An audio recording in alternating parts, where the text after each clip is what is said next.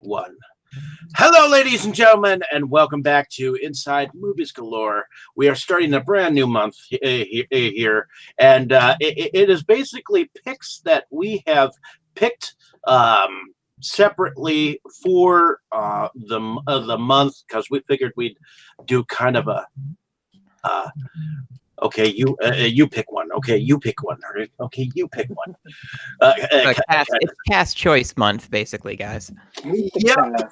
So tonight's choice is actually my choice, or was my choice, because originally in high school I was called Wolfman. So the original Wolfman, as we know it, is directed by George Waggner, written by Kurt Siodmak, and the film stars Claudia Rains, Warren Williams, Lon Chaney Jr., etc., etc.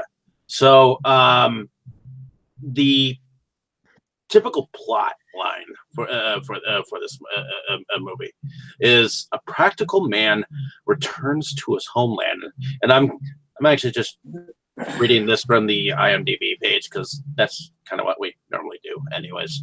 So Do it then. Is attacked by a creature of folklore and infected with a horrific disease. His disciplined mind tells him it cannot possibly exist.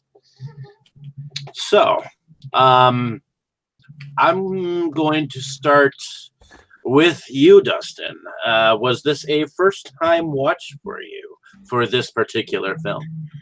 Okay, so bit of background. You guys can hear me, right? Yeah. So a bit of background. In high school, I was starting to get into different branches of music, and even though it wasn't my thing, somebody gave me a bunch of classic rock, and one of the things they gave me was by this band called Iced Earth, and the album was called Horror Show. And so it was like a themed album, so each track was like, a lot of them were like Universal Monsters. There was one for like The Omen, there was one for Dracula, there was one for ghosts. I can't even remember what my favorite one was. It might have been for like The Creature of the Black Lagoon. It was just called Dragon's Child. But anyway, that album starts off with a song called Wolf, which is like this fairly aggressive like rock song, which basically is just like the plot of this movie. Like the chorus is, the famous line, "He who is better my wolf." I can't sing it anywhere near as good as the guy, but I don't know. Like it sounds really funny, but like really awesome at the same time. And so that was my first experience with the Wolfman at all, aside from like some Burger King toy from the mid '90s. Like I first saw the actual movie. I think 5 years after I heard that album, so I felt like I already knew the story. And I still haven't seen all of the Universal Monsters. I think this might have been the second or third one I saw. And I remember being kind of, that was it? And so I rewatched it twice today. And, well, knowing more about like the kind of context these movies were made in, it seems very straightforward. Like it's very short too. It's like 71 minutes. So it's kind of hard to judge a lot of these like on like modern standards. Like it's such a straightforward classic like werewolf story. Like when you think werewolf story in your head, you get almost like beat for beat the plot of this movie. So it's kind of hard to divorce that from like your expectations of the first time seeing something like that, seeing it. And so, I mean, overall, I have like a positive opinion of it. It's just, well, there are a few things that modern werewolf movies have kind of spoiled me on. Like during one particular scene, it was like, that's it. That's all they had to do. So, I mean, it's a great movie with like an important place in history. It's just, it's not as badly dated as I'm probably making it sound, but it feels a little bit that way to me. But overall, I have a good impression of it, and it's going to be fun to talk about. Okay. Moving on to Brandon. Why don't you tell me, was this a first-time watch or was it a rewatch for you? Oddly enough, this was a first-time watch for me. What? Sort of. Sort of. And I have to, because when growing up, there were always clips of this movie everywhere throughout physical media and just popular media at the time, and even child media growing up. So I was very familiar with it, but I'd never actually watched the film straight through until yesterday. So this was actually the first time I'd watched it all the way through, and watching it and getting to watch a lot of the supplementary materials with it, I managed to get all of the Universal Monsters sets really cheap, which, they're DVD sets, but they have pretty much every film for each of their collections to them. So they're fun ones to have in the collection. So to me, I actually have, so far out of the ones I've seen, I actually like this one the most out of the ones I've seen. Just because of the creativity, the focus that they really try, not just with this but the sequels, on the psychological aspect, and even more on the science aspect than they did for Frankenstein. So I found these very intriguing, and I'll be very glad to be discussing it later. Okay. Going over to Jacob, was this a first-time watch for you, or was it a rewatch for you? Well, believe it or not, this was also my first time seeing this all the way through. Again, I've seen a couple of the clips a few times. The Lon Chaney Jr. and the Wolfman get up going through the swampy woods. I think most people have seen one or two of those scenes played multiple times, probably in other films. But I had actually never seen this one all the way. And it was very interesting. It is short, as Dustin said. It's very short, so it was an easy watch and enjoyable.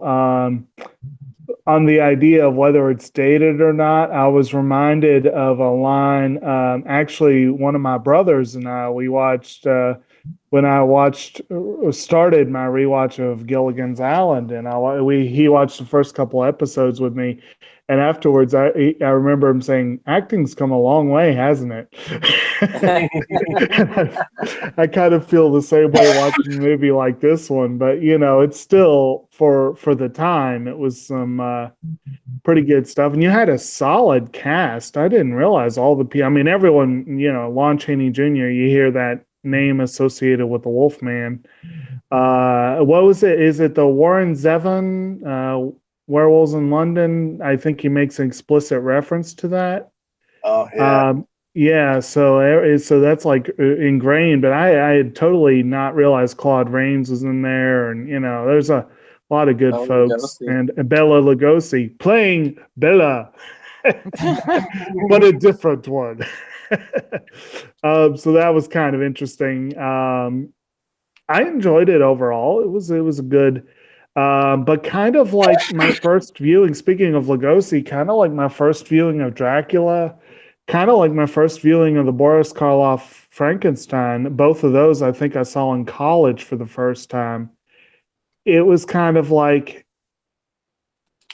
like we've said, we've seen others that have come since, and when you go back to the source, you appreciate it. But it's kind of like that was, it didn't really get me as much as it might have, if you know what I mean.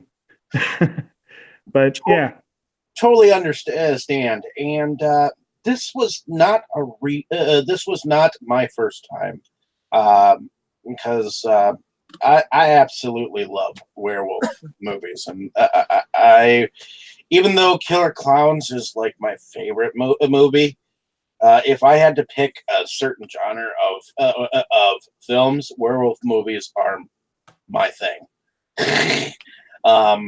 Partially due to the enormous, immaculate amount of matted fur that I've had on my back since the dawn of time. So It's a disturbing image. but that being said, I always enjoy going back to the original Wolfman because this is the first Wolf. Well, it's not the first Wolfman ever, because there are some Mexican werewolf films that, you know, I will mention possibly later. I believe there's one called The Real Wolfman or something like that. And but this is the first Wolfman that anyone who speaks of a werewolf film will, and often documentaries will use footage from this film. So that classic stance when he's running through the woods and then he just gurs, you know, that is a classic scene, you know. And also, you know, this is the first film that actually uses the transformation, some pretty decent camera changes to show the transformation of a werewolf. You know, there are many different stories of what the werewolf really is, and there's enough evidence to say that there really were werewolves at one point in time. Moving on. It's a lot to unpack there. Oh yeah. I caught that werewolves might be real, and that was kind of they press X to doubt. In fact, there's an original French story of a series of murders that happened that I believe it was called the werewolf of the beast of La Gévaudan. Yeah, I believe so. I'm probably pronouncing it wrong, but but probably a better story than the Pac de Blue. That movie sucked. Take that, whatever the fuck that was. Even some earlier versions of The Beauty and the Beast, the likeness of a werewolf is considered what a beast was. You know, I mean, to me, that was a version of a werewolf as well. But this particular story is intriguing because this is it also involves a troupe or a festival of sorts that the main character, Lawrence Talbot, ultimately ends up taking his lady love to in order to get their fortune. But before we get into that, why don't we take a look at Lawrence Talbot's character? What do we think of him? I like that I think the original writer had said he wanted him to be like a mechanic of some sort. Well, he does say he's good with his hands. Yeah. Actually, the writer did not like the casting of Lon Chaney Jr., said it didn't fit his characterization. Which is funny, actually, at the end. But I think it was actually a very good casting for it. My first impression is he was very tall. I thought he was a very large man myself. But you know, he seemed to pull off that, you know, that once he was bitten, that cluelessness of what the fuck just happened, you know, kind of reaction. I thought he really did a good job of the tortured soul. That was the because that's really the character he plays, especially as time goes on with the curse. I thought he Well, was kind of. mainly- Oh. Go ahead. I thought he was kind of like the wooden man. Like he didn't have a whole lot of. He didn't seem to have a whole lot of character to me. Like in the beginning, it's like, oh yeah, my brother died, and I'm back at my dad's castle. Haha. Well, Like- as his dad said, basically that one of their family traditions, as he put it, was that sort of the stiff. What did he say? Stiff backed or whatever, but just sort of the stiff upper lip sort of idea, but like kind of being controlled and not really, you know what I mean? Like kind of not really giving in to stoicism. That's a good way of putting it. And yeah, I thought as well that he did show the tortured soul, but not until the end. For a while there, he was straight up in denial. Oh, yeah. I mean, and of course, we're not really necessarily talking about the future ones, but as you get into the sequels, he really does move into that. I really do feel like the character evolves throughout the series of movies, which is kind of funny considering the ending. I think so too. I mean, at first, yeah, I do believe that his character was kind of all over the place, because at first he's like this brother that comes home. He seems to be nonchalant about everything, and then he goes to this curiosity shop that this young woman it just so happens to be there, and he kind of flirts with her, and he's like, I'll see you at 8. And she's like, no, you won't. I'll see you at 8. You know, kind of thing. So it's like he's pushing himself on her. And actually, I was going to comment on that. That actually is a somewhat off-putting aspect of his early characterization. He comes off as extremely, and this may have been intentional given the theme of the movie, but he comes off as extremely wolfish. Like basically, he has set his sights on her, and he will do what he wants. He's polite about it, but as you said, I'll see you at 8. Yeah, you know, he's like, he's polite, but he obviously will not take no for an answer. So it's like, yeah. Of course, we could be seeing a cultural aspect as well, so it's hard to say. Very true. It's yeah. It could be, but ultimately he ends up taking her and a friend of hers to a gypsy gathering of sorts, a sort of kind of carnival festival, because it seems like there are some local people that go to this nightly gathering, because it's not just the gypsies there. There are other people at so it seems like it's like a harvest kind of a festival. You know, like like this happens like every once in a blue moon. It's a traveling gypsy caravan.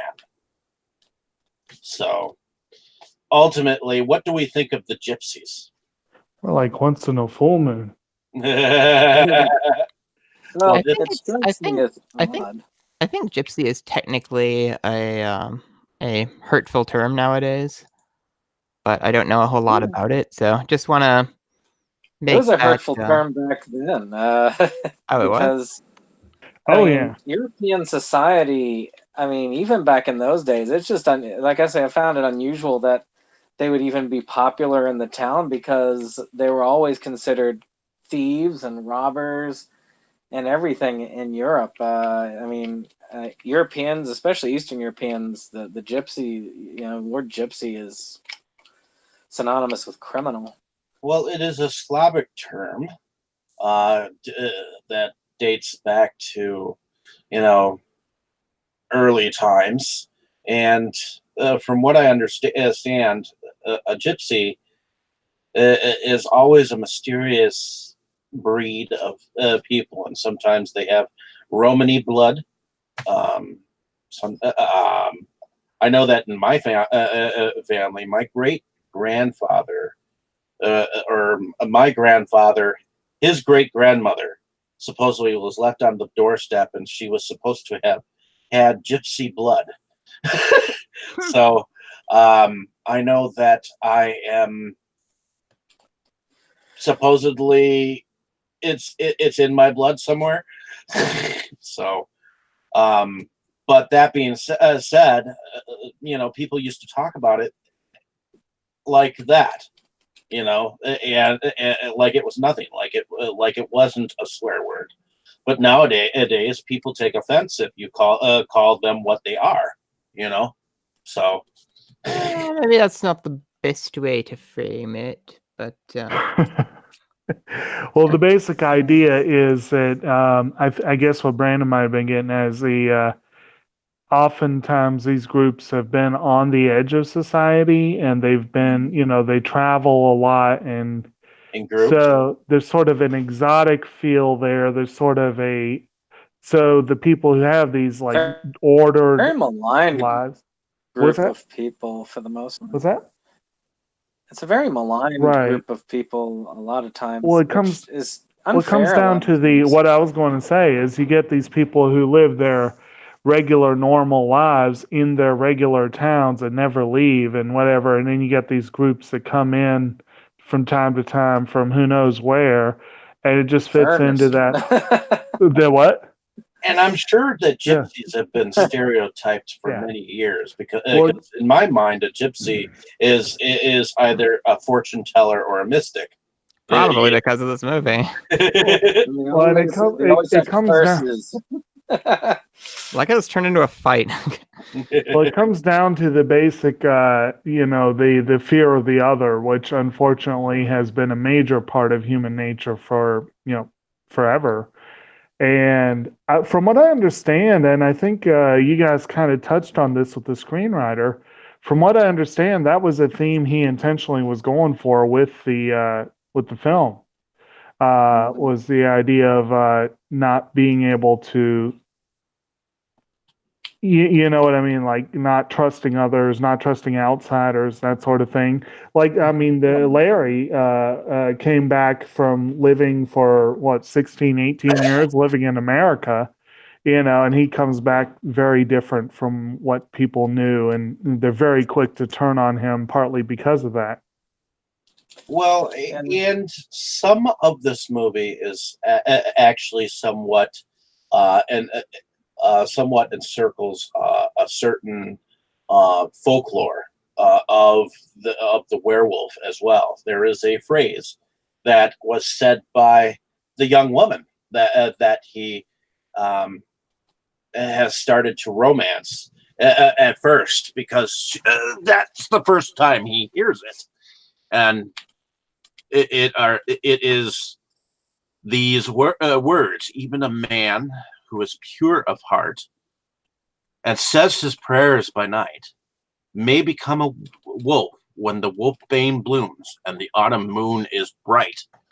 But apparently there are more words that were written by the writer of this movie that completed it. Did anyone want to hear it? Go for it. Sure. Just try to make it. Try to do it in one go. I'll try. And though the darkness until the dawn, the evil raiment will be worn. With fur of the canis and fangs of the beast, unbridled devilry is released. A thirst for blood is all he'll crave, and send any human to their grave. To hear Yeah. his cry in the dead of night and strain to see the terrible sight is to know the meaning of dreadful fright.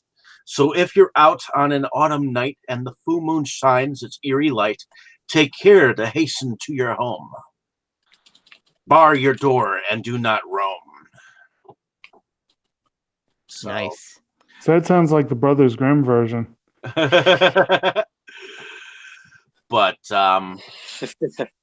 the first 5 lines of even a man who is pure in heart, that that even that sounds creepy, you know, when it is said, especially by the gypsy woman, don't you think? And well, you also got to keep also in mind when you relate these stories to where the writer was coming from. This is a man that actually had fled Nazi Germany, and a lot of his experiences were about people who, of course, normally good people, who, because of this whole thing, become monsters. One could even say today, with much more appreciation of Nazi culture, as good guys in society, is, you know, that's good people can become evil, people can become monsters. Well, and And there are many that's a political theme. there are many political parties that have used the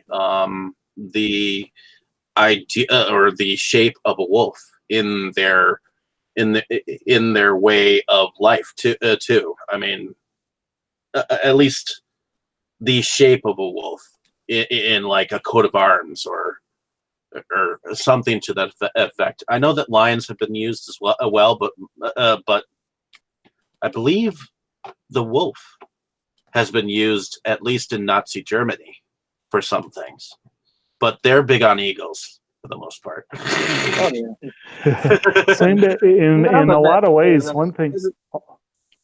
Go ahead. Well, I was going to say, at least I know definitely as a Jewish writer, that would be a definite thing on one's mind. I would think definitely at the time. Most Yeah. definitely. And So, of course, all three of those are predators. They're very fierce. what do we think of the love interest in this tale? The It's kind of weird. Like he meets this girl by spying on her through a window with a telescope, yeah. and then he like bumps into her like at I think where she works was Yes, her how it father's was antique presented. shop. hmm Yeah, and he's talking about it's like, oh yeah, I love your secret pair of earrings that you only wear in your room, and she's like, how would you know about that? I'm psychic, and she seems to actually buy it. Like, what was that? Like, I like that it didn't occur to this person. It's like, oh, maybe he's looking in my window. Yeah, Well, basically, this came across as stock, pretty face character that gives the main character someone to romance, as it were. basically, he's a Yeah. peeping Tom that became a stalker. Yeah. And that became a werewolf. And from what I read, he wasn't much better on the set. Apparently, he spent half his time pranking her and causing her all sorts of grief. And it's like, come on, man, really? Well, one of the things that I noticed while I was watching this film is when he turns full wolf. Notice how he's on his tippy toes, like he's in high heels, and yet you can tell that he's wearing boots. Yeah. Of some sort. I wonder if he's like on some kind of high heels inside those boots. You know, for some reason, I was just joking to my fiance about that earlier when we were rewatching it. I was like, so this was the first man to at least walk in high heels. Ah, Did this come out before or after Glenn or Glenda? Before. It does come out before. Yeah, okay. Not that I'm trying to ruin the classic Wolfman with a transgender here, but for some reason it just the way he's on his tippy toes like that, you can see that his feet are on some kind of platform in those werewolf feet. So I wonder if he's like really on some kind of man heels. Because he clearly was not tall enough already. And he was crouching whenever he was when he was running. So it was kind of weird that I could see that he was on his tippy toes. Yeah, his feet looked a little bit like the Pumpkinhead costume feet, where they were just like a little elevated. I mean, I know I'm slightly joking about it, but I seriously didn't realize how high his feet were until I've seen the movie so much that I can start observing. You know. I did kind of notice that, but I didn't pay a lot of close attention. But now that I think on it, yeah, it was interesting. I only noticed the whole boots part. That Yeah, That's but pretty much there it. seemed to be a platform elevation of some sort, at least. Now I found it interesting that he had that humanoid form, but the other werewolf went full wolf form, and it They're was more like, like a dog. Yeah. yeah, Actually, that's funny. Is that dog was played by a stray that was on the lot that Lon Chaney Jr. befriended throughout. It was a right. big old German Shepherd, and apparently he and that dog were near inseparable while the dog was alive. Kind of. That's Isn't that awesome. something? Well, Yeah. to me, what's funny is that you got Bela Lugosi playing, of course, Bella, who also happens to be a werewolf, and he was originally the original Dracula. So Yeah. so he at one point controlled wolves at one point in time in that film because that's that famous line. Listen to them, the children of the night. What sweet music they make. You know, they but you And still you still Oh. hear that. And supposedly he campaigned pretty hard for this role, but ended up with a secondary role instead. But Well, and what's interesting is that Bela Lugosi, he actually was in line to be he was considered for a role as Frankenstein. The only thing is that he only liked speaking roles. So he ended up not being so. So He also preferred to only do his own makeup too, which kind of screwed him over. yeah. So He did his own makeup for Dracula. we've kind of danced around it, but have we really done like an actual plot run through? There's not much there, but Okay. Well, here I'm gonna take a quick crack. No, we haven't done it yet because we kind of keep getting lost. Yeah. So I'm gonna take a crack at it. So Go for he it. arrives at the family castle. Like he goes to see like the fortune teller after just kind of hanging out there for a while, and stalking the girl in the antique store. And stalking the girl in the antique store.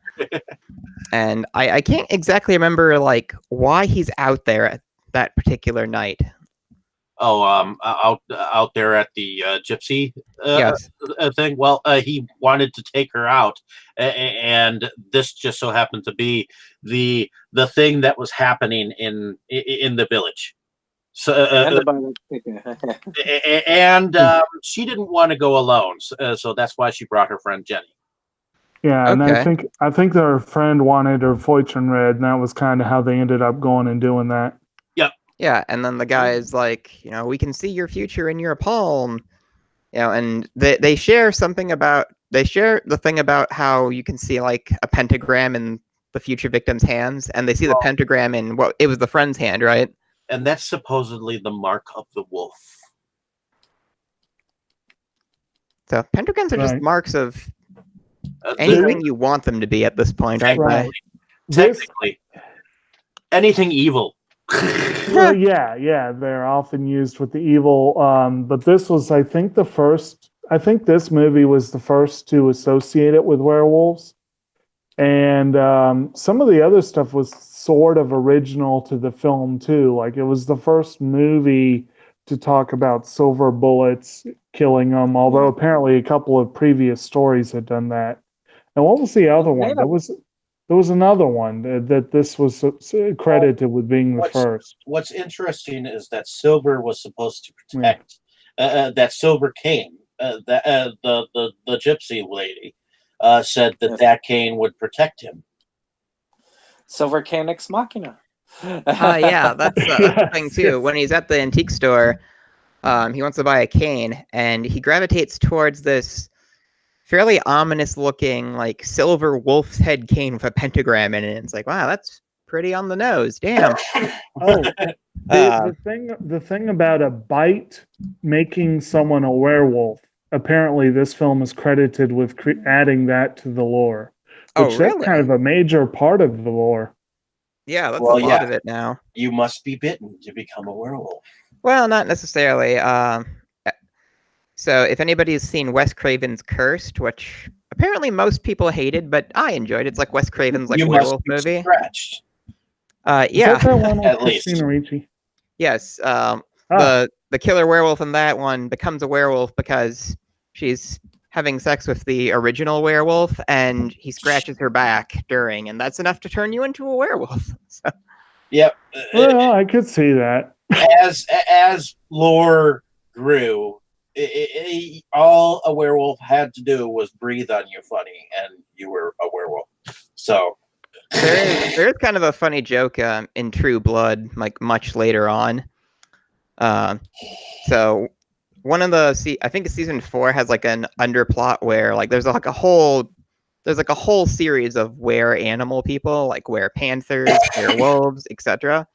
And one of the main characters is kidnapped by were-panthers because they want to make him a were-panther.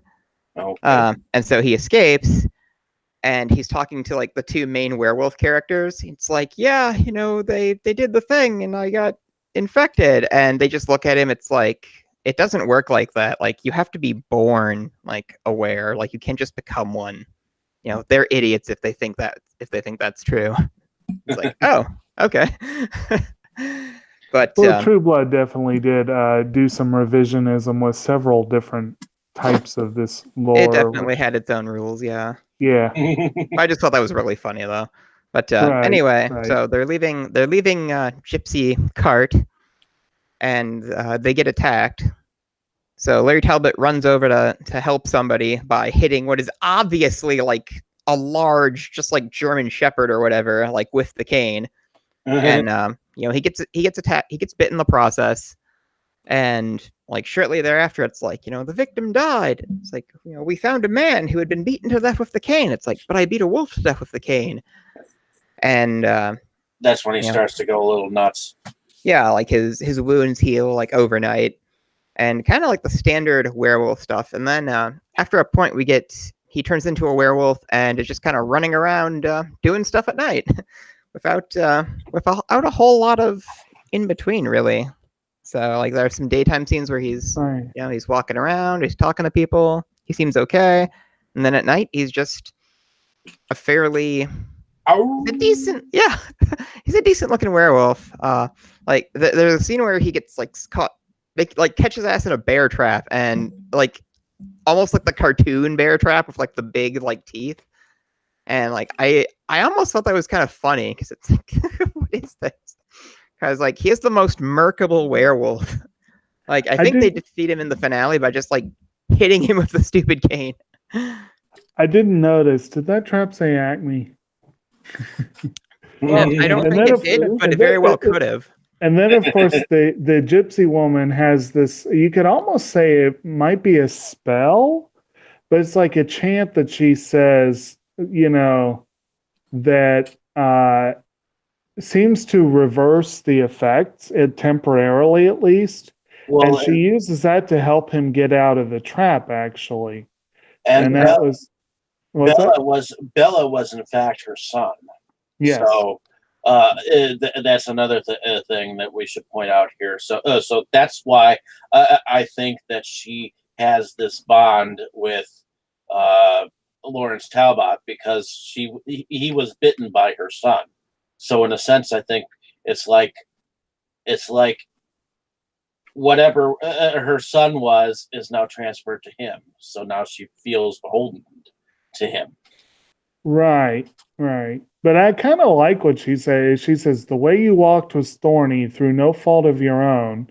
But as the rain enters the soil, the river enters the sea, so tears run to a predestined end. Now you will have peace, or now you will find peace." It's just slightly different with each time she says it, but that's the rough, which I thought that was kind of an interesting little thing to, like I say, it's almost like a spell, and maybe it is one. I don't know. They do But, kind of bring up yeah. like gypsy magic in this, like as a thing, because that's how she changes him back in that scene. So Well, it and has a lot of dramatic speeches in it. I believe this was the first movie that I had ever heard Wolfsbane in the film, or used in the film. Because Wolfsbane is a certain, there is actually something called Wolfsbane in real life. Yes. It's a wildflower. Aconitum. Yep. Isn't it? Aconitum. It's also called monk's hood. It's a very, very, very, very toxic group of plants in the buttercup family. But yeah, they've been associated for a long time with this lore.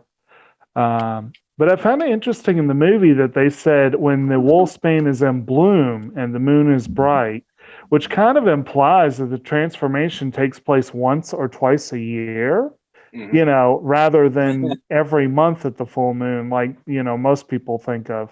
Like every night.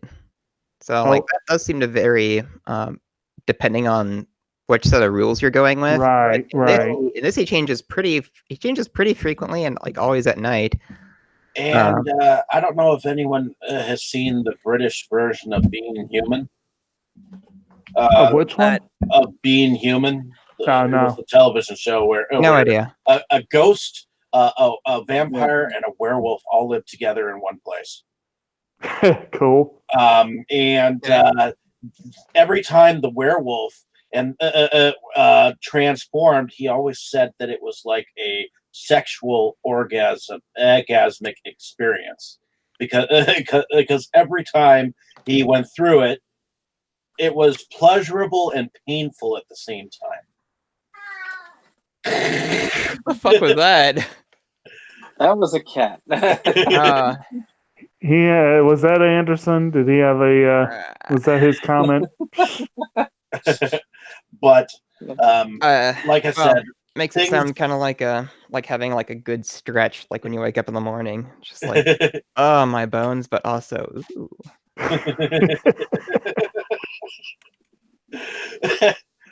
I'm sure every time a cat stretches, that's exactly what happens. Probably. That's what happens when I stretch. I don't know about or cats. whenever you scratch a cat's back and it just arches its back, it's like, oh yeah. Okay, we're getting on a weird tangent here. Sorry. Yeah, well, with other werewolf transformations, they emphasize that it's like a painful process, and that was especially what they went with in American Werewolf in London. It's like if your body was changing and distorting like this, it would almost certainly hurt. Yeah, but with remember this, the recent one.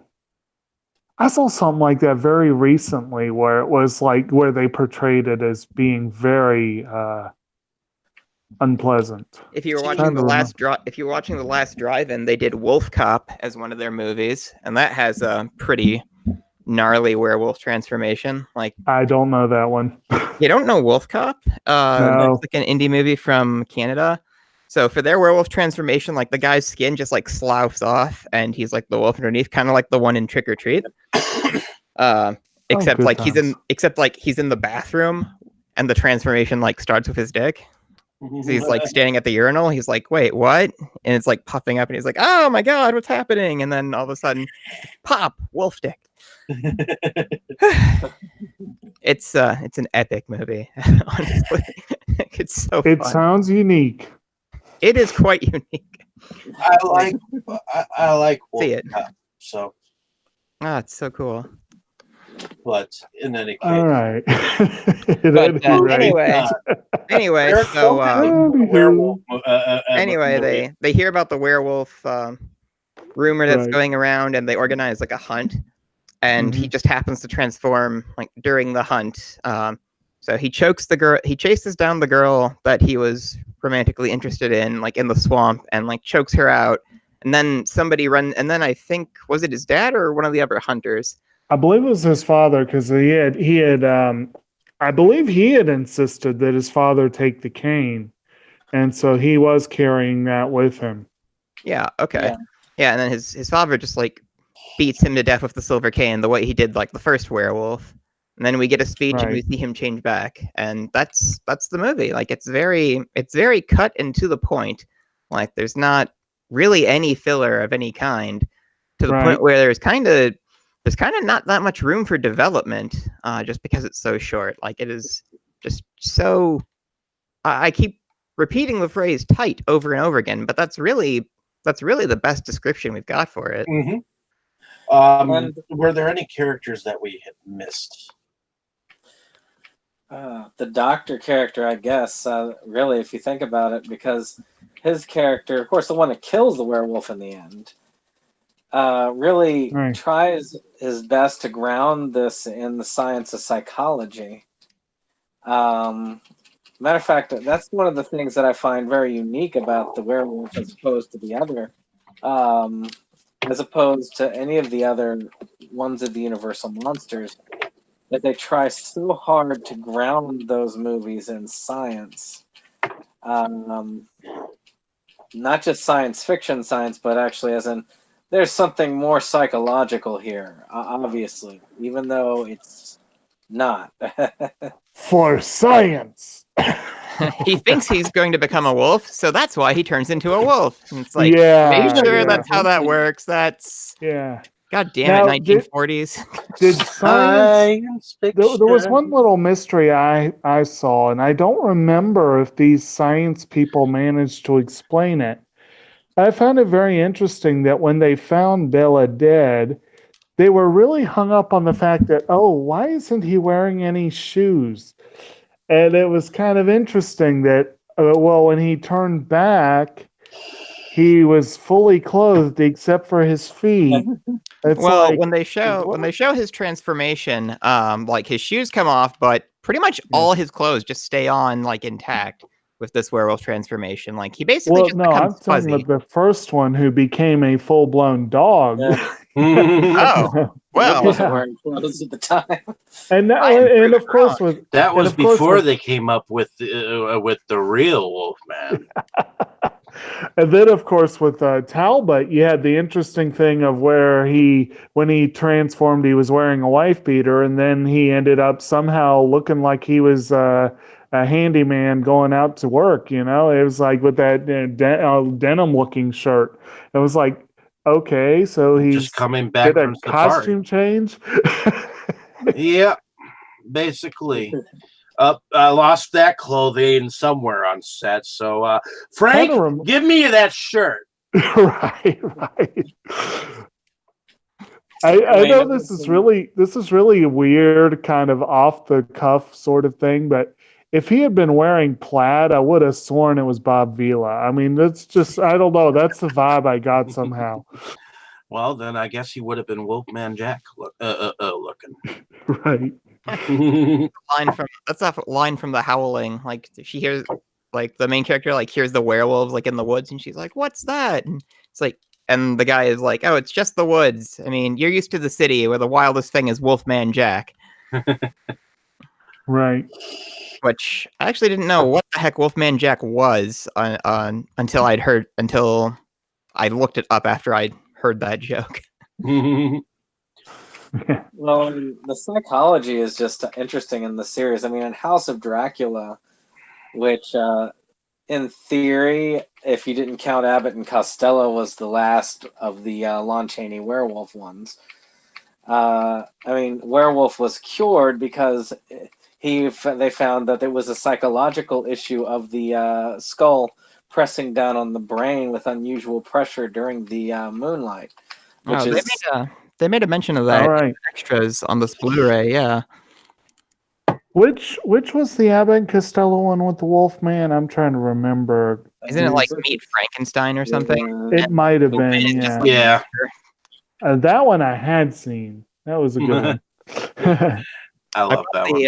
I bought the Essentials collection with like just the 8 this past fall, and I still haven't gone through all of them yet because it's kind of an involved set. Like you have to really pay attention. Yeah. But Alrighty. All right. It could- So next would probably be special effects, correct? which for the time were pretty impressive. Yeah. he looks good. Like he still looks good. Like he looks a little less like a monster and more like somebody with a medical condition. I mean, But basically, the transformation was just pictures of the actual makeup session. So to me, that was awesome. I mean, I realized that face was not just a mask; it was an entire makeup job. You know, I mean, they put each and every one of those fur in individually. oh, they like I mean, the individually makeup- place the hairs. Yeah, individually. What was the placed guy's hairs. name? Who was the makeup artist's name? I know he was like one of the major ones in the business. I mean, he helped really define that style of makeup to where Well, the he would costume take design these. was by Vera West. The makeup department was by Jack Yeah. Pierce. Jack Pierce. I mean, he was the master. I mean, he created the Frankenstein monster, and really those iconic looks that allowed facial expression far beyond the typical foam rubber masks and so on, which is just really cool. Actually, his last credit per IMDb was as the Mr. makeup Ed. artist, Mr. Ed. Yeah, that's crazy. But yeah, interesting. Hey, he was the makeup artist for the 1962 Beauty and the Beast. So I'm glad that. Well, that was the version I was thinking of. That was Yeah. interesting. Hmm. He did kind of look a little bit like he did kind of look more like the Beast than like Wolfman, at least from how I would perceive the two in my mind. Right. Yeah, he did. He had a lot of credits here. I'm looking at that. Oh, wow. Yeah. Isn't that something? An Oh. amazing artist. Of course, he was kind of just replaced a lot of times by. Hey, Terror by Night. That was one of the Sherlock Holmes films. So they really just did time lapse on this, huh? Oh yeah, I definitely think that they did a decent job. I mean, it looks good, just a little odd, but well, I mean, it still works very well. it set the stage for werewolf films to come. I mean, this to me is the grandfather of all werewolf films to me, at least in the U.S. And the universal monster look of a werewolf kind of still stands to this day. Yeah. I kind of want to Yeah. revisit the what was it, 2011, 2010 reboot that they tried to do. Which, from what I remember, it was like a bad movie. But I'm kind of about curious the one to with see, like, Anthony Hopkins. yeah, the one that actually won an Oscar for makeup. Yeah. It did? Yeah. It was an all right film, but it was kind of dull. The one that actually I didn't really mention, but the one that kind of was the quintessential Wolfman one for me probably was actually the '94 film Wolf. That one was pretty fun. It was liked Wolf. Jack Nicholson. Yeah, and Yeah. Jack Nicholson, James Spader, David Hyde Pierce. Yeah, actually, it had a hell of a cast. Now that I'm looking at it, but that one and the Abbott and Costello one probably were my main experiences with it growing up. Yeah, other than all the pop culture references, which Lord knows there's a lot of those.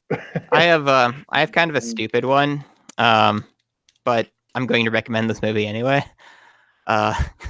Alvin and the Chipmunks Meet the Wolfman. Like a thing that came out in the late 90s. My I saw that very, very far ahead of this, and they basically used this Wolfman like he's the principal at like the Chipmunk school, like he's the new principal who just moved to town, but it's like exactly the same otherwise, down to like the cane.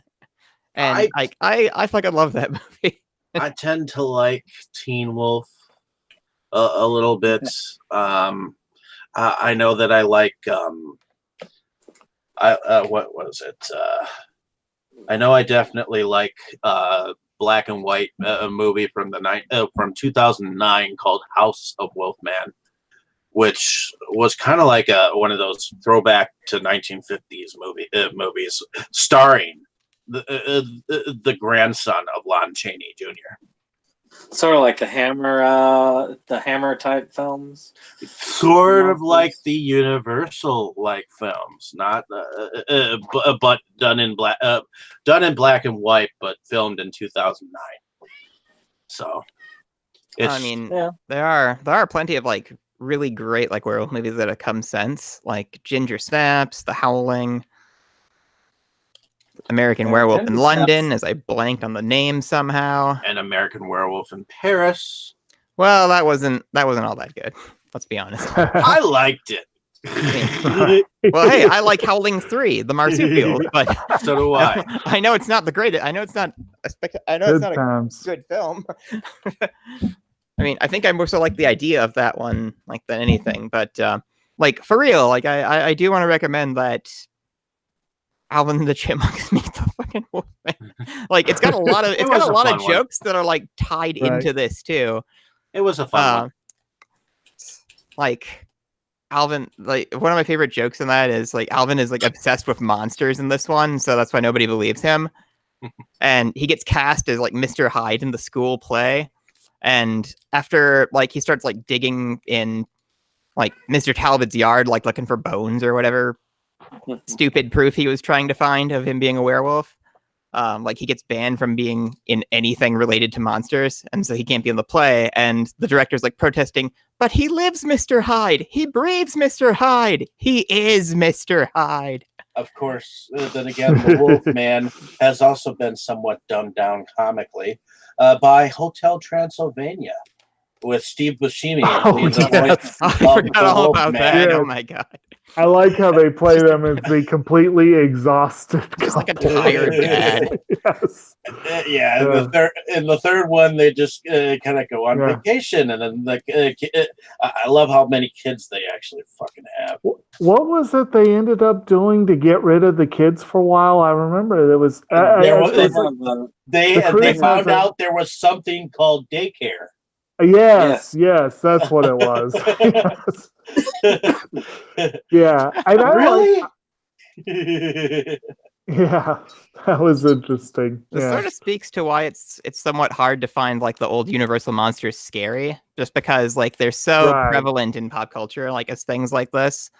Like like since we brought up Hotel Transylvania, like my favorite joke in the first one, which is the only one I've seen, is like the kid is pretending to be like a Frankenstein monster, and like Dracula and Frankenstein and all the other like monsters like hang out in the pool.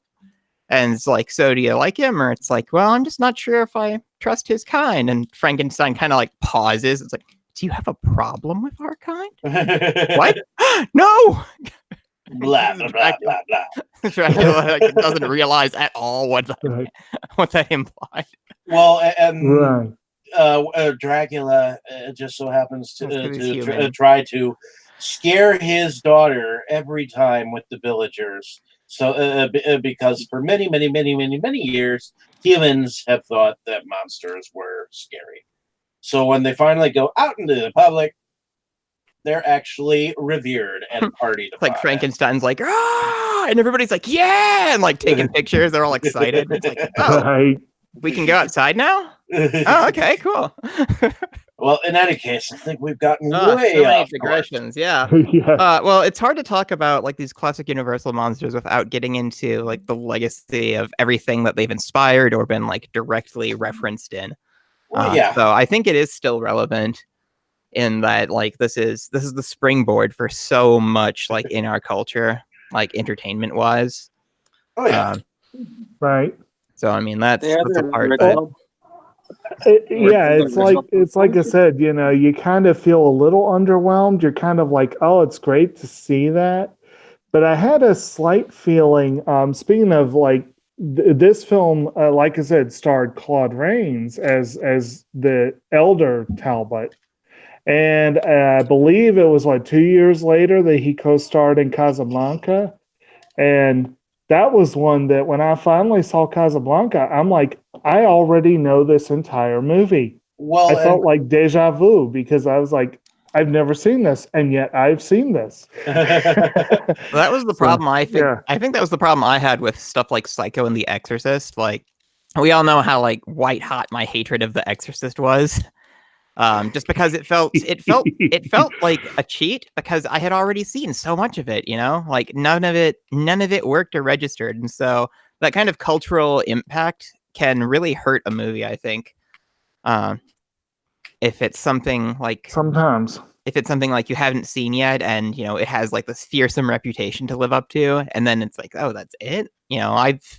They were using this to sell me chicken nuggets on TV the other night.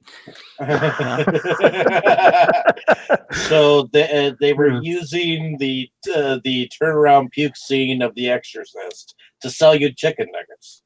Well, I guess that would more be like, I guess that would be more for like Bud Light or something, but I don't know if you're talking like chicken McNuggets from McDonald's or whatever. That might be truth in advertising. I don't know, but at least you can stomach those. But yeah. Did anyone have any other comments on the technical aspects, the music, anything along those lines? The music was very good. It was like, yeah. I think in those days didn't they still use just like classical pieces? Like they didn't necessarily make music for movies, or at least that was the impression I was given. They still use orchestras from time to time, even to this day. But I do believe that they were still heavily in the classical composition of a music, where you could actually. It was actually more like a radio drama behind a movie, because remember, there was much that was put on radio way before they were put on TV. And this isn't that far from the radio age. No, 41. That's still the radio age, isn't it? Oh, yeah. Basically. RKO, radio pictures. And so on and so forth. I mean, to able to go from sound to video with the organ music. Well, to me, there was some organ music in there, wasn't there? I thought all the music was pretty effective. I just wasn't sure on the source of it, like if it had been written for it, or if it had been like existing music, like they did with Dracula. I saw with when I looked on the full cast and crew list on IMDb, they had 3 people under music, and it was all listed as uncredited. So it could have been just like some pieces collected that may have been new recordings, but they weren't necessarily. Like you said, not necessarily scored for the film. Yeah. Oh yeah, I definitely enjoyed the score for this movie. Yeah. I definitely think it went along with the parts that it needed and whatnot. So yeah. I also thought the use of lighting in this film was done pretty well, especially for a black and white. I mean, using the shading, allowing it to hide certain aspects, using the fog with the trees, especially that was a really nice touch. I enjoyed that a lot. It's just right. I thought that they did a really good job of hiding what they needed to hide and showing off what they needed they needed you to see as the viewer. Oh, before I forget, I just wanted to make a comment. So on Joe Bob's Last Drive-In a couple weeks ago, one of the movies they did was Wolf Guy, which is basically Japanese take on werewolves done in the 70s. Okay. And the reason it was such like a strange movie that had it's almost completely unique werewolf mythology to it was because when this came out in 1941, it wasn't in the cultural conscious. It wasn't able to it didn't appear in Japan because of World War II. And it was very difficult to see movies that weren't in theaters anymore. So they had kind of no cultural reference. Basically the Japanese hadn't seen this movie until something like the 70s. And then they just didn't know what to make of it. Interesting. So Interesting. Joe And of Bob went course- into a very long discussion of it that was like a half hour. So, but That go does sound find pretty that out on interesting. Shudder. It's pretty cool. Of course, Sorry. the 70s were when the Japanese came up with one of the great horror films of all time, Hellsel. we'll have to do that one of these days. But just a random comment talking about interesting trivia and whatnot. Were you talking about how the fog was hiding the things that needed to be hid? The one thing I found very amusing in the trivia I read was that sometimes it hid the things that it didn't need to hide. Because they had one scene where Evelyn Ankers, who plays Gwen, was supposed to pass out, and she actually did pass out because of all the fog. And no one knew because they couldn't see her in the fog. And then when they went to break down the scene, one of the people on the crew said, "Hey, where is she?" So I found that kind of interesting and amusing. Interesting. There was something I saw recently, Swamp Thing. I was watching the extras on the Swamp Thing Blu-ray, and the guy who was doing some of the stunts in the suit was like, okay, so I have to.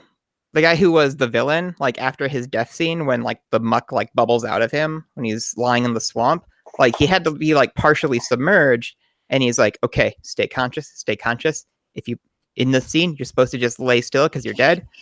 If you pass out, they will not know anything's wrong, and you'll just die here. So stay awake, keep your head up, but keep still, and that makes me think of that. Yeah. Alrighty.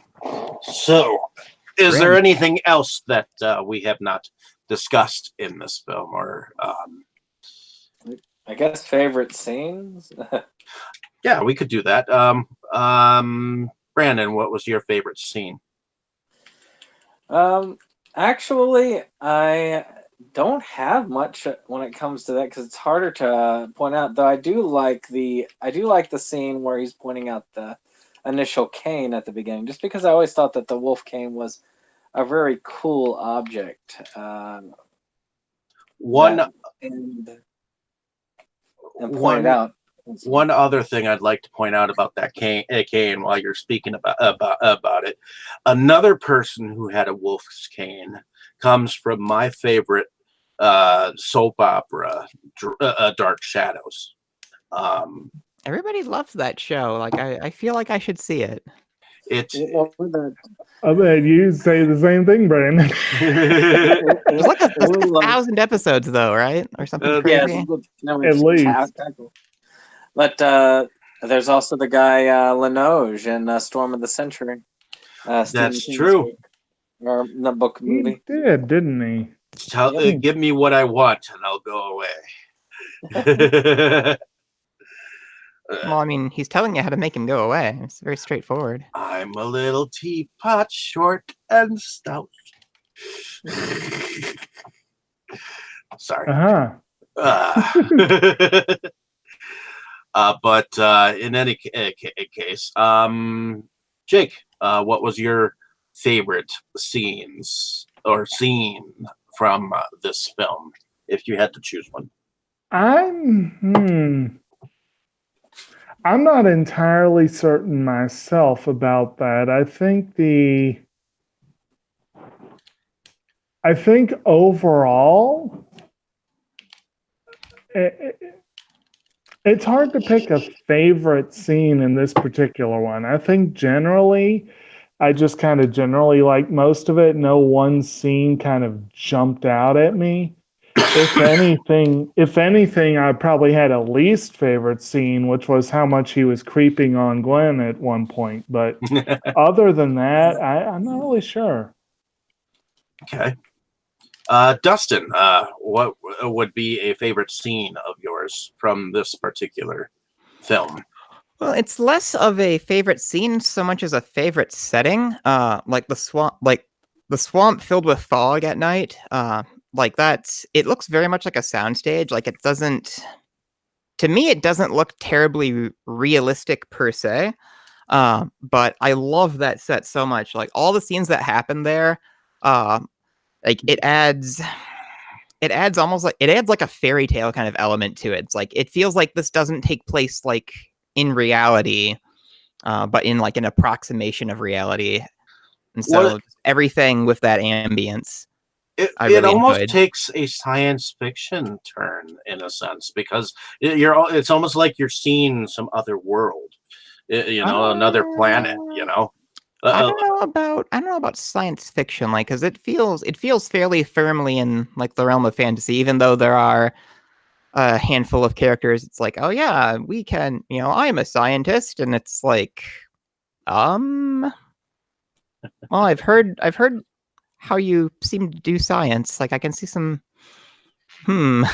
like, what are your credentials? Well, it's like the tooltips. It's like the loading screen tips on like the South Park game. Like Professor Chaos is not an accredited professor. Actually, that reminds me of one of the early scenes I meant to talk about, and that's the scene where like the doctor and the police chief and whatever, where they're sitting around discussing the case, and you see this a lot in these older films. You're like, police work doesn't go that way. No, this would not happen like this. It's like a casual discussion. Oh well. No, the police officer would not go to the town bar and be like, you know what I just found? I found, goes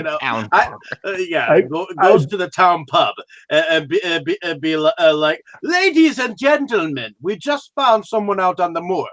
And it looks like it was an animal. Get your pitchforks, get your torches. Let's go for it. I realized going. I remembered what my favorite was. My favorite is that his second in command is named Twiddle. Great name for a cop. No, what? No. Good evening, Mr. Twiddle. God damn. I missed that. Top of the morning to you, partner. I have to stop watching these when I'm utterly exhausted. Like I miss all the little fun things. Hey, just watch some silent films with cops. So it's freaking hilarious. Their feet are just going way fast, especially in some of the older ones. Oh, and the Keystone Cops. You can't forget about them. I've heard the battle dreads called the Keystone Cops of sci-fi. How accurate is that? In Star Wars, like the prequels. Well, they refer to the older cops that I believe the Bowery Boys or the Abbott and Costello they were called the Keystone Cops because they would always be like these, always follow the law, and yet nobody would follow the law, so they'd just be like eating a sandwich while crimes are happening in the background and they wouldn't notice. Well, yeah, or they'd be having coffee while the bank was being robbed. So they were basically used in The Last House on the Left for like additional pain factor. It's like, no, turn around, you could save the girls right now. And the cops are like, oh, we gotta find this chicken truck. And it's like, while their pants are falling down around their ankles. Exactly. Alrighty. So unless there is anything else that anyone could add to this film, I think we've kind of covered all the bases on this. Yeah, film. We didn't have a whole lot of trivia, but I think we had a lot more like cultural connections in our content on this one. So I think we did This is one of those movies that's talked about so much, like in so many ways, from so many angles, and hopefully we were able to bring you something a little bit more unique and interesting instead of just like a data dump on. It's like, oh, this actor was in blah, blah, blah. Right. Well, Which, who cares? and- They're all dead. But hey, but they were still great. I mean, well, yeah, Claudia they were still Rains. great. But Actually, Claudia one, Rains. He was in The Phantom of the Opera, Invisible Man. oh, I thought that name sounded familiar. I haven't What- seen him what- yet, but I know he does them. one last thing to throw out there is like an example of sometimes prognosticators or studio suits not really knowing what could happen, what's supposed to happen. The film came out December 12th, 1941, basically a week after Pearl Harbor. And a lot of the people at Universal were like, oh no, no one will go see a horror film. That would be awful. This is the worst timing. And yet this is a film that went on to be super influential and everyone still talks about it and all that stuff. So I guess they were worrying for nothing, huh? Yeah, it's about like an escapism thing. Yeah, exactly. And, yeah. Slightly ties into, there's a line in Gremlins 2. It's like, people that are awake at 2 a.m. aren't scared of the Wolfman. Well, Yeah. Right. This was a time when people were really I mean, I think back to a scene. I just rewatched, what was it? The Gone with the Wind, and for some reason, the thing that I kept thinking throughout the whole thing is that those guys in the very beginning really were looking forward to going to war. They really got up in your face if you were not on the rebel side or the other side. They're like, well, why don't you want to go to war? Things like that. They were bloodthirsty. So, That was a much longer film than this. Yeah, it's sort of Heaven it's sort help of us funny, if like we cover well, there's a whole conversation that I've heard people kind of like start, but then I like missed the rest of it, about how Gone of the Wind kind of sucks because it like romanticized. The argument was basically that it slowed down the civil rights movement because it romanticized like the slavery reconstruction period, and people were like, oh, see, and some people were like, oh, see, it was fine, and that colored like how they like viewed the civil rights movement. And it's kind of an interesting like history lesson, but not exactly within the scope of this. But well, entertainment has a role in. Well, the reason why I escapism mentioned culture. that is because when you think about, you mentioned that, World War II had just ended like 2 weeks beforehand, right? Or No, we were at the in beginning. the thick of World It War was II. still- Okay, yeah, we were in the World thick War of World War II. So It's like to an me, I escapism. was thinking that okay, all these guys when they first went off to this World War II, all of them, especially the young recruits, were like, "Yeah, let's go over and fight these Krauts." Well, historically, there was a.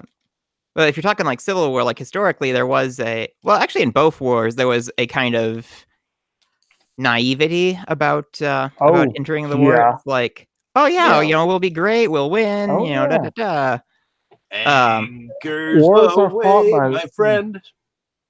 And actually, if we're talking context, I mean, we probably should one of these days do a Gone with the Wind discussion. I could easily say, but just a quick thing, you talk about the timing and what you were talking, Dave, about how the characters were acting.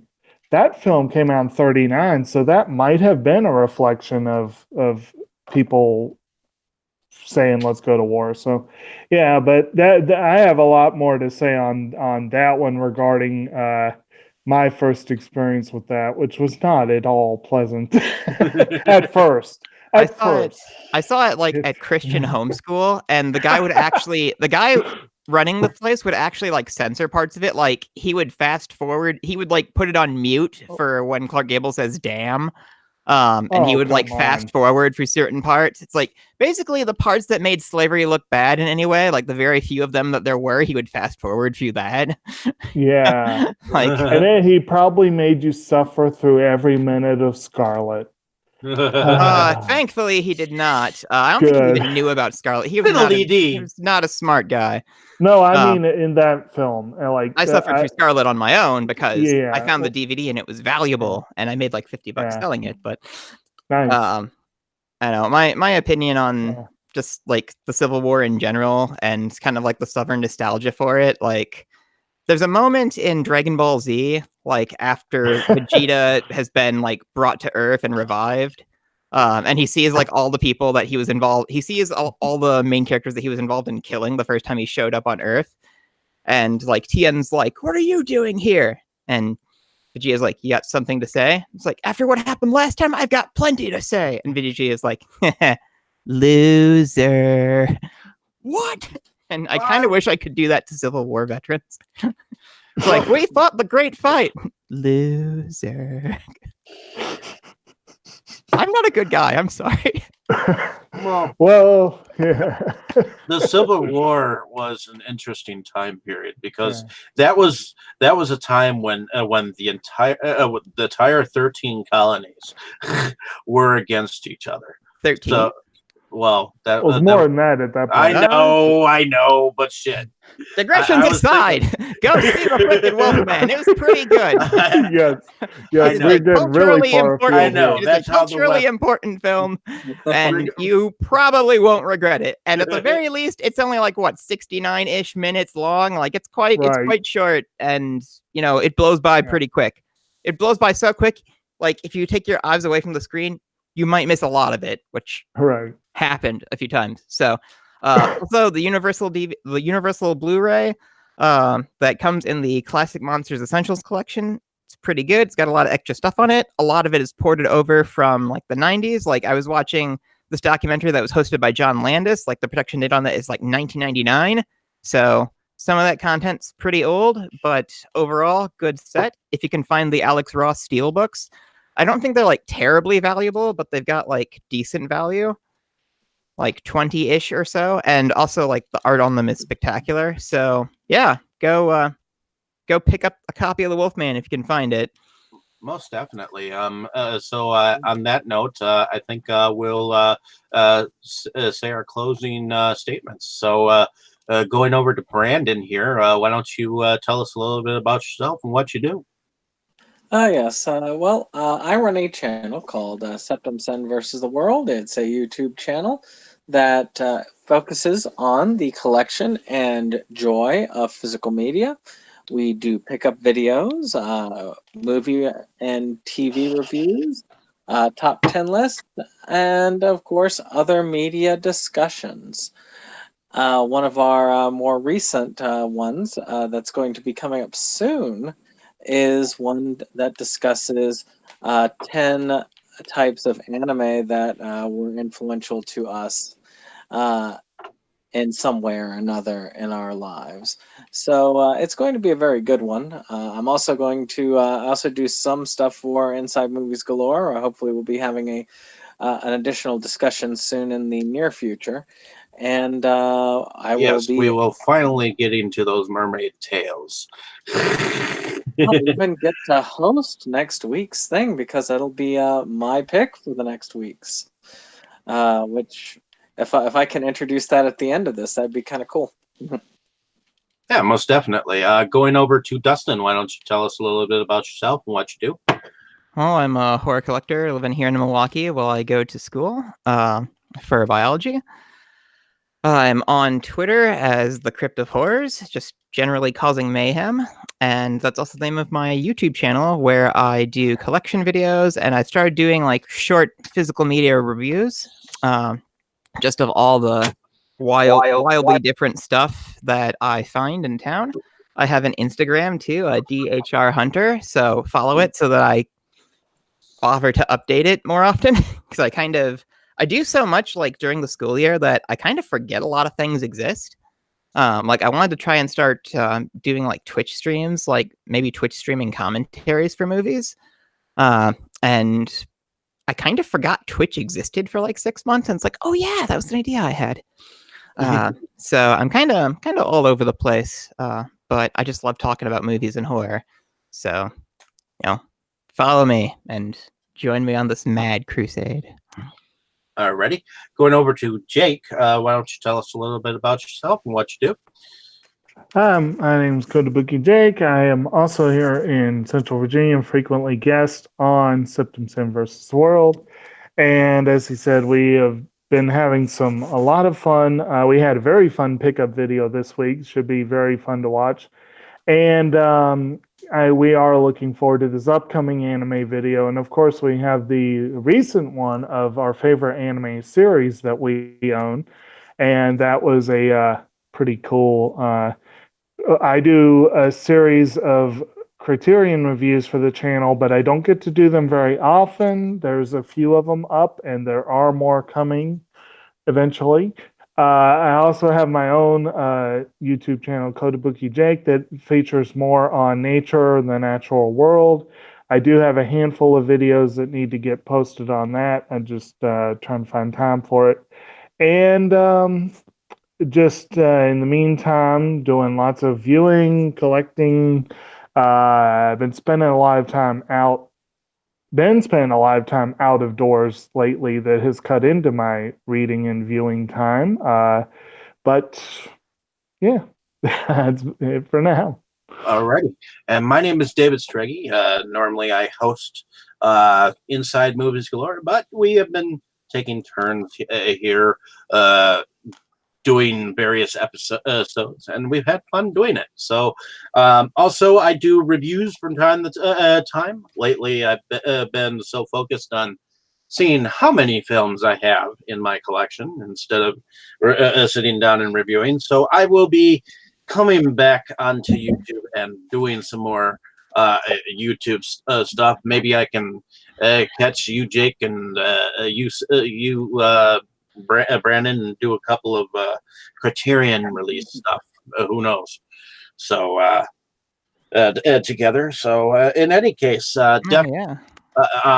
definitely keep a lookout for Camp Blood 9 eventually. I believe that is another production that I will be on. I just finished production on Camp Blood Kills and a project called The Surreal Project, which is a found footage film. So definitely keep an eye out for those. And next week, like Brandon says, and I'll let him tell you all about this film. Brandon, next week was going to be Barfly, which was going to be my choice, but we had the untimely death of a great artist and author that went by the name of Monkey Punch, who created a character called Lupin the Third. Oh God, yes. And so we're going to be covering one of the major films that was not only major for him, but another major creator, Hayao Miyazaki, who had his first co-director. Well, actually, this is his first film that he was co-director of, which is Castle Cagliostro. So that's going to be our big film for next week. Awesome. Very much looking forward to it. I am now too. Like, I love Lupin. Looking forward to it. Guy died? Oh, man. Looking forward to it myself. So definitely stay tuned. We definitely have some more animated adventures for you next week. So like, share, and subscribe. Follow us, all of us, and we will be back. Enjoy. Everyone say good night or howl. Good night or howl. Good night, goddammit.